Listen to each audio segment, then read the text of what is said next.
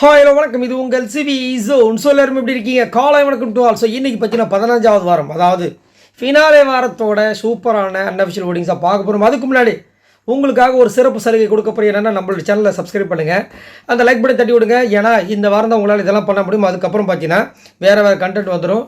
So மறக்காமல் நம்மளோட சேனலை நீங்கள் பார்க்கணும் அப்படின்னா நம்மளோட சேனலை சப்ஸ்கிரைப் பண்ணுங்கள். நிறைய பேர் வந்துட்டு உங்களை மிஸ் பண்ண போகிறோம், உங்கள் ரிவ்யூ மிஸ் பண்ண போகிறோம், வேறு எப்படி அப்படின்ற மாதிரி கேட்கும்போது உங்களுக்காக டிஸ்கிரிப்ஷன் ஃபீல்டில் ஒரு லிங்க் கொடுத்துருக்கேன். நம்மளோட ஆல்ரெடி சேனல், எங்களுடைய ஃபேமிலி விளாக் சேனல் ஒன்று இருக்குது. ஸோ அதில் வந்து பாருங்கள், எங்களை நீங்கள் டெய்லியும் ரெகுலராக பார்க்கலாம். பயங்கரமான ஃபன்லாம் இருக்குது. ஸோ அது வந்து கிட்டத்தட்ட இருக்குது, அது ரொம்ப நாளாக இருக்குது அந்த சேனல். ஸோ வாங்க, அங்கே வந்து நம்மளும் வந்து ஃபன் சேட்லாம் பண்ணலாம். ஸோ இப்போது இந்த ஓட்டிங் அனாலிசிஸ் கூட போகலாம். அதுக்கு முன்னாடி நான் சொன்னதெல்லாம் பண்ணிவிடுங்க. ஸோ இன்றைக்கி பார்த்தீங்கன்னா ஒரு தரமான சம்பவம் நடக்கும்போது, அதாவது பணப்பெட்டி. இன்னையா போன வாரத்துலேருந்து பணவெட்டி வரவே இல்லையே அப்படின்னு பார்த்தா, நான் ஆல்ரெடி ஒரு விஷயத்தை சொல்லியிருந்தேன். இந்த பணப்பெட்டி யார் கைக்கு போகக்கூடாதுன்னு நினச்சாங்களோ அவங்கள வெளியே அனுப்பிட்டு தான் இவங்க பணம் போகிறாங்கன்னு தோணுச்சு. ஸோ அது யாருன்னு தெரியலையேன்னு யோசித்தேன். அது தீபக் அண்ட் அருண் பிரசாத். ஸோ அப்போ இந்த பணப்பெட்டி யாருக்கு போக போகுது அப்படின்னு நம்ம பார்த்தோன்னா, maybe there is a chance அது வந்து விஷால் இல்லை பவித்ராக்கு போகுன்ற மாதிரி ஒரு விஷயம். இப்போ நாளைக்கு பணப்பெட்டி வரப்போகுது. ஆனால் அதில் ஒரு பெரிய ட்விஸ்ட் இருக்குது. நம்ம லைவில் கூட நிறைய பேர் வந்து கமெண்ட்ஸ் பண்ணியிருந்தீங்க. 50,000 வந்துட்டு முத்துக்குமரன் வின் பண்ண மாதிரி நியூஸ் வருது, இது எப்படி அப்படின்னு. ஆக்சுவலாக என்ன சொல்கிறேன், இது ரூமர் தான். பட் இது வரைக்கும் அஃபிஷியலாக எந்த நியூஸும் எங்கேயும் வரல. இது எப்படி வந்து கசியுதுன்னு தெரியல. ஆனால் ரூமராக என்ன போகுது அப்படின்னா, ஒரு டாஸ்க் வச்சுருக்காங்க. அந்த டாஸ்க்கை வந்துட்டு வின் பண்ணால் வந்து அவங்க உள்ளே இருப்பாங்க, இல்லைனா வெளியே போயிடுவாங்க. அதில் வந்து முத்துக்குமரன் வந்துட்டு 50,000 வின் பண்ணிட்டாப்புல, இப்படிலாம் வந்துட்டு ஒன்று போயிட்டுருக்கு. ஆனால் அஃபிஷியலி எந்த நியூஸுமே எந்த சேனலுமே இது வரைக்கும் வரல. அதே மாதிரி அதை வின் பண்ணலன்னா வெளியே போயிடுவாங்கன்ற மாதிரி சொல்கிற பற்றி அதை சுத்தமாக நம்ப முடியல.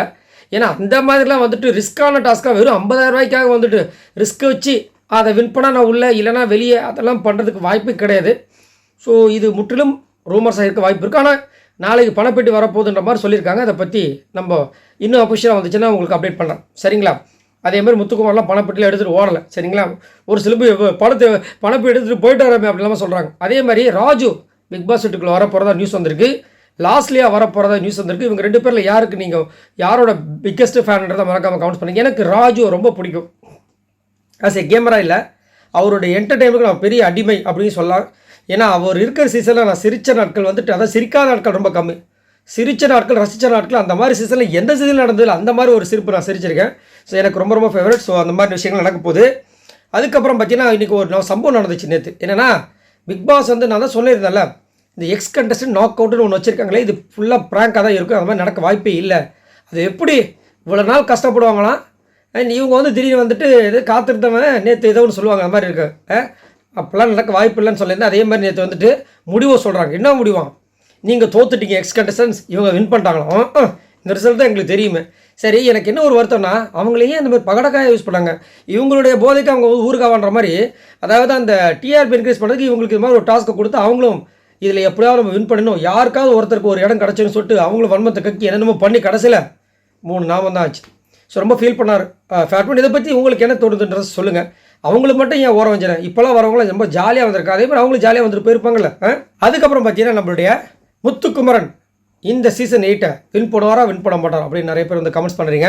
கண்டிப்பாக வின் பண்ணுவார். அதுக்கு காரணம் என்ன தெரியுமா, அது என்ன எப்படி நடக்கும் தெரியுங்களா? நீங்கள் போடுற ஓட்டு தான். நிறைய பேர் வாய் வார்த்தையிலே வின் பண்ணுவோம் வின் பண்ணுவோம் வின் பண்ணுவோம். ஏன்ப்பா வின் பண்ணுன்னு சொன்னால் போதுமா? கோயிலில் போய் சாமி வேணா தான் நடக்கும். இங்கே இருந்துட்டு சாமி சாமின்னா ஒரு கோயில் எதுக்கு கட்டி வச்சுருக்காங்க, அது மாதிரி ஓட்டிங் எதுக்கு வச்சுருக்காங்க, அதை பண்ணுங்கள். நிறைய பேர் வந்து பண்ணாமே வந்து வின் பண்ண சொல்லிட்டு இருக்காங்க. ஸோ மிஸ்டேக்கால் யூஸ் பண்ணுங்கள். ஹாட்ஸ்டாரில் போய் அந்த ஓட்டை வந்து பதிவு பண்ணுங்கள், சரிங்களா? டெய்லியும் ஓட்டை போடுங்க. ஏன்னா இதுக்கப்புறமா நீங்கள் நினச்சாலும் ஓட்டு போட முடியாது, அங்கே வந்து க்ளோஸ் பண்ணிடுவாங்க. பிக் பாஸ் கேம் முடிய போகுது. ஸோ அதை மறக்காமல் பண்ணுங்கள். இப்போ வாங்க அந்த வீடியோக்குள்ள போகலாம். Analysis video. ஃபர்ஸ்ட் பிளேஸில் யார் இருக்கா அப்படி பற்றி நம்மளுடைய மண்ணின் மைதன் முத்துக்குமரன் தாறுமாற தக்காளி சோறு மாதிரி வந்துட்டு ஃபர்ஸ்ட் பிளேஸில் இருக்கார். இவர் எவ்வளோ ஓட்ஸ் வாங்கியிருக்காரு அப்படி பற்றி 33,460 ஓட்ஸ் வாங்கியிருக்காரு. ஓட்டிங் பர்சன்டேஜ் பார்த்தீங்கன்னா 45.7. ஸோ மாதம் வந்துட்டு ஓட்டு வந்துகிட்டே இருக்குது. 40% மேலே இதான் ஃபர்ஸ்ட் எனக்கு தெரிஞ்சு வாங்கிட்டு இருக்காரு. 45% வாங்கியிருக்காரு. உண்மையிலே இப்போ எவ்வளோ பெரிய விஷயங்க. 50% 40% நான் இது ஏன் ஏரியா உள்ளே வராதன்ற மாதிரி வந்து மிரட்டுறாப்புல அவரில் அவருடைய ரசிகர்கள் வெறுத்தனமாக வந்து ஓட்டை போட்டு தாக்கிட்டு இருக்காங்க. கண்டிப்பாக ஒரு பயங்கரமான வரலாறு காணாத ஒரு அதை ஒரு இதை வந்து பண்ண போகிறார். ஆரிய அளவுக்குலாம் பண்ண முடியாது. அது வந்துட்டு வேறு கேட்டகரி, இது வேறு கேட்டகரி. ஏன்னா அதில் வந்து ஒரு நாளைக்கு 50 ஓட்டு நினைக்கிறேன். இங்கே ஒரு நாளைக்கு ஒரு ஓட்டு தான், ஒருத்தரால் ஒரு ஓட்டு தான் போட முடியும் ஹாட்ஸ்டார் ஆப்பில். மிஸ்டேக்கால் பற்றி எனக்கு தெரியல, சரிங்களா? ஸோ அதனால் பயங்கரமாக இருக்குது. அது மட்டும் இல்லாமல் இன்றைக்கி வந்துட்டு நிறைய சம்பவங்கள். உள்ளே சத்யா வந்த உடனே என்ன பண்ணுறாரு, முத்து கட்டி பிடிக்கிறாரு. மச்சான் உங்கள்கிட்ட நான் நிறைய பேசணும்டா, நிறைய உன்னை பற்றி நான் தெரிஞ்சுக்கிட்டேன், வீட்டில் போய் பார்த்தானா தெரிஞ்சுக்கிட்டேன்னு சொல்லிட்டு சூப்பராக மச்சான் உன்னை கொண்டாடுறாங்கடா, நீ வெளியே வந்து பார்த்து வச்சுக்க கண்ணீர் வந்துடும் உனக்கு, அந்த மாதிரி ஒன்று கையெடுத்து கும்புறாரு. ஏன்னா உண்மையில் பார்த்தா ஆர்கானிக்காக இவ்வளோ விஷயங்கள் வரும் அப்படின்னு யாருமே எதிர்பார்க்கல. முத்துக்குமார் அந்த மாதிரி ஒரு விஷயத்தை தரமாக பண்ணிகிட்ருக்காரு. ஸோ கண்டிப்பாக உழைப்புக்கு ஏற்ற ஊதியம் அவருக்கு கண்டிப்பாக கிடைக்கும். நேற்று வந்து பெருசாக வரல வெளியில், அதனால் நிறைய பேர் வந்துட்டு அவ்வளோதான் அப்படின்றாங்க. ஏயா ஃப்ரம் டேவிலேருந்து இவ்வளோ எஃபர்ட்டை போட்டு ஒரு நாள் வரன்றதுக்காக இப்படியா கை ஊற்றுறதுன்ற மாதிரி இருந்துச்சு. மற்றவங்களாம் அப்படியே அறுவடை செஞ்சுட்டாலும் முத்துக்குமார் எப்பயுமே முத்துக்குமார் தாங்க, தங்கங்க அவன். அந்த மாதிரி வந்துட்டு வெறுத்தனமாக பண்ணிகிட்டு இருக்காங்க. அவர் மேலே விமர்சனங்களாக பண்ணுவாங்க, பணப்படி எடுத்துகிட்டு ஓட்டார் அப்படின்னு சொல்லுவாங்க. ஏன்னா அந்த மாதிரி ஒரு விஷயத்த சொல்லி அங்கே வந்து அந்த ஓட்டை வந்து டிசை ஏற்படுறதுக்கு அந்த மாதிரி போலியெல்லாம் கண்டு ஏமாறாதீங்க. எல்லாம் லைவில் வரும் உங்களுக்கு, சரிங்களா? வந்ததுக்கப்புறம் நம்புங்க. அது வரைக்கும் இவங்க போயிட்டாங்க அவங்க போயிட்டாங்கன்னு சொல்கிறதெல்லாம் நம்பாதீங்க. சூப்பராக ஓட்டு வந்துட்டுருக்கு, மறக்காமல் ஓட்டை போடுங்க. 2வது பேஸில் பற்றி நம்மளுடைய சௌந்தர்யா இருக்காங்க. இவங்க எவ்வளோ ஓட்ஸ் வாங்கியிருக்காங்க அவளை பார்த்தா 14,483 ஓட்ஸ் வாங்கியிருக்காங்க. ஓட்டிங் பர்சன்டேஜ் பார்த்தீங்கன்னா 19.78. சௌந்தர்யாவுக்கு மேலே இருக்கிற முத்துக்குமருக்கும் பார்த்தீங்கன்னா கிட்டத்தட்ட 20,000 ஓட்டு டிஃப்ரென்ஸ். வேறு மாதிரி வெறுத்தனமாக இருக்குல்ல. ஸோ சௌந்தர்யாவை நிறைய பேருக்கு பிடிக்கும், அது வந்து மாற்றுக்கிறது கிடையாது. நிறைய பேர் வந்து சொல்கிறாங்க நான் வந்து சௌந்தர்யாவோட ஃபேன், எங்கள் அப்பா சௌந்தர்யாவோட ஃபேன், அந்த பச்சை குழந்தை சௌந்தர்யாவோட ஃபேன், இந்த வீட்டில் இருக்க எதிர்த்து வீட்டுக்காரங்க சௌந்தர்யாவோட ஃபேன். சரி, சௌந்தர்யா கிட்ட உங்களுக்கு என்ன பிடிச்சது அப்படின்னு கேள்வி கேட்டால் அவங்க அப்படி பண்ணாங்க பார்த்தீங்கன்னா, அந்த முடி ஆடிச்சு பார்த்தீங்கன்னா அது ரொம்ப பிடிக்குன்றாங்க. வேறு பெஸ்ட்டு பர்ஃபார்மன்ஸ், ஃபஸ்ட்டு பர்ஃபார்மன்ஸ் இல்லை, கேப்டன்ஷிப் டாஸ்க்கில் ஏதாவது இல்லை, வீக்லி டாஸ்க் ஏதாவது இல்லை, வேறு ஏதாவது வின் பண்ணியிருக்காங்களா, டிக்கெட்டு ஃபைனலில் வின் பண்ணாங்களா ஏதாவது, ஒரு டாஸ்க் என்னது ஊட்டு வருது, வேறு இது இல்லை.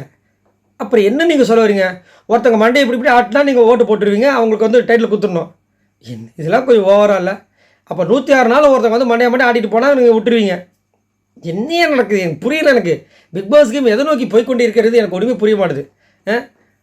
அதாவது லைக் பண்ணலாம், தப்பு சொல்ல, அதுக்குன்னு இப்படி வந்துட்டு ஒரு சில பேர் அப்படியே கமெண்ட்ஸ் பண்ணாங்க. எப்படி பண்ணுறாங்க தெரியுமா, என்னங்க சொல்லுங்கள் அப்படின்னா இப்படியா, அதாவது முடியை இப்படி பண்ணுவாங்க தெரியுமா, எவ்வளோ அழகாக இருக்காங்க தெரியுமா, சரி அடுத்தது சொல்லுங்கள், பாயிண்ட் இருந்தால் தானே சொல்கிறதுக்கு அப்படின்ற மாதிரி கதறாங்க. அதுவும் நேற்று ஒரு விஷயம் ரியா கிட்ட சொன்னாங்க, எனக்கு ஒரு விஷயம் சொல்லு. என்னம்மா? நான் வந்து ஆக்சுவலாக என் ஃப்ரெண்ட்ஸுங்க தான் அதை பார்த்துக்கிறாங்க, பிஆர் ஒர்க்கெலாம், நான் தனியாலாம் செட் பண்ணல. நீ இப்போ உண்மையிலே வந்துட்டு அவங்க ஃபேமிலியெல்லாம் வந்து திட்டுறாங்களா அவங்க, ஏன்னா நீ சொன்னா போய் கேமரா முன்னாடி சொல்லலான்றாங்க. இதே கேமரா முன்னாடி ஆஹா இந்த மாதிரி விஷயம் அப்போ நீங்களே ஒத்துக்கிறீங்க, அப்புறம் வேறு வழி அப்படின்ற மாதிரி. இது ஏற்கனவே வந்துட்டு பிஆர் டீம் அப்படின்ற விஷயங்களே சொல்லிட்டு ஆமாம் எனக்கு இருக்குது இப்போ என்ன அப்படின்ற மாதிரி பேசியிருந்தாங்க. ஸோ அவங்களுக்கு இருக்குன்றது அவங்களே ஒத்துக்கிறாங்க, சரிங்களா? அதனால தான் அவங்க என்னென்ன கேட்குறாங்க அந்த ரெக்குவயர்மெண்ட்டில் இங்கே பண்ணி அனுப்பிச்சுடுவாங்க பொழுது. சரி, ஓகே. 3வது பேஸ் பற்றி நம்மளுடைய விஷால் இருக்கார். இவர் எவ்வளோ ஓட்ஸ் வாங்கியிருக்காரு அப்படி பார்த்தீங்கன்னா 9,116 ஓட்ஸ் வாங்கியிருக்காரு. ஓட்டிங் பர்சன்டேஜ் பார்த்தீங்கன்னா 12.45. என்ன மாயமோ என்ன மந்திரமோ, விஷாலுக்கு மட்டும் ஏதோ புதுசாக நடக்குது. திடீர்னு பார்த்தா கேப்டன் ஆகிறாரு, திடீர்னு பார்த்தா டேஜன் ஷோவில் இருக்கும்போது பக்கத்தில் இருக்கிற அமுச்சு விட்றாரு. அன்ஷிதா கூட அவர் போக வேண்டியது, அன்ஷிதா வாங்கிட்டாங்க அந்த விஷயத்த. இப்போ பார்த்தீங்கன்னா டாப் 5ல் வந்துட்டு 3rd பிளேஸில் இருக்கார். என்ன ஒன்றும் புரியலையேங்க. டிக்கெட்டு ஃபினாலே வின் பண்ணது ரயான் கீழே இருக்காப்புல. இவர் டிக்கெட்டு ஃபினாலே எனக்கு எதுக்கு, நான் போக மாட்டேன் பாருன்னு சொல்லிட்டு அழகாக வந்து நிற்கிறாரு. அதுவும் தர்ஷிகா கிட்டே பேசும்போது சத்தியமாக இந்த மாதிரி ஒரு கேரக்டர் நான் பார்த்துருக்கே மாட்டேன் லைஃப்பில். நம்ம கண் கூட பார்க்குறோம் தர்ஷிகா கூட இவர் எப்படி பேசினார், எப்படி ஜொல்லு விட்டார், எல்லாத்தையும் நம்ம பார்த்தாச்சு. ஆனால் தர்ஷிகா பொண்ணு கேட்குறாங்க, உனக்கும் எனக்கும் தெரியல, நீ யாருக்கு வேணால் என்ன வேணாலும் பதில் சொல்கிறா, நான் விட்டுறேன். ஆனால் உனக்கும் எனக்கும் தெரியும் இதில் என்ன இருக்குது உண்மையான சம்பவங்கள். நீ அந்த ஆக்ஷன்ஸை பண்ண விசால் ஒத்துக்கோ. நான் வந்து உனக்கு இடம் கொடுத்தேன், நீ அதுக்கு வந்து ஹோப் கொடுத்தேன், அந்த ஆக்ஷன்ஸை காமிச்ச, அப்படியே நான் இந்த மாதிரி பேசுகிறேன். அதுலேயும் இன்னொரு சொல்லியிருக்காரு மொக்க மூஞ்சின்னு, அதை சொல்லலை அவங்க. இன்னொன்று சொல்லியிருக்காரு, இவங்க 2 பேரும் பேசுறது மார்க்கெட்டிங்கா. அட பாயிலாம், ஒரு அன்பை இந்த மாதிரியாக கொச்சப்படுத்துவீங்க அப்படின்னு சொல்லிட்டு அந்த பொண்ணு வந்து கேட்டு ஃபீல் பண்ணி கடைசி வரைக்கும் ஒத்துக்க மாட்டாங்க. இல்லைம்மா நான் எல்லாரும் மாதிரி தான் உன்னை பார்த்தேன். அப்படியா, அப்படி எதுக்கு அவங்க கிட்ட மோதிரத்தை வாங்கி எல்லாருக்கிட்டும் மோதிரம் வாங்கியிருக்கீங்க? இல்லை, அப்புறம் எப்படி ஒன்றாகும்? சரி, அந்த ஏதோ பொட்டலை மாதிரி வச்சுருந்தீங்களா, அதில் அவங்களுடைய திங்ஸ் எல்லாம் இருக்குது, இதெல்லாம் எல்லாருக்கிட்டையும் கலெக்ட் பண்ணிக்கிறீங்க? இல்லை, அப்படியே அந்த பொண்ணுக்கில் கலெக்ட் பண்ணிங்க. ஏன்னா நான் எல்லாரும் மாதிரி அந்த பொண்ணை பார்க்குறேன்.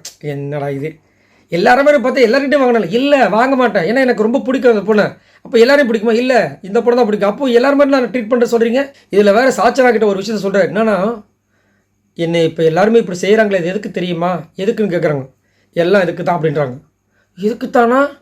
என்ன ஒன்றும் புரியல. இப்படின்னா இன்னும் அதை அந்த டைட்டிலை பற்றி எதாவது சொல்கிறாங்களோ ஒன்றும் புரியல. என்ன நடக்க போதோ, பட் எது எப்படியோ என்ன பண்ணாலும் முத்துக்குமார் தாங்க வின்னர்.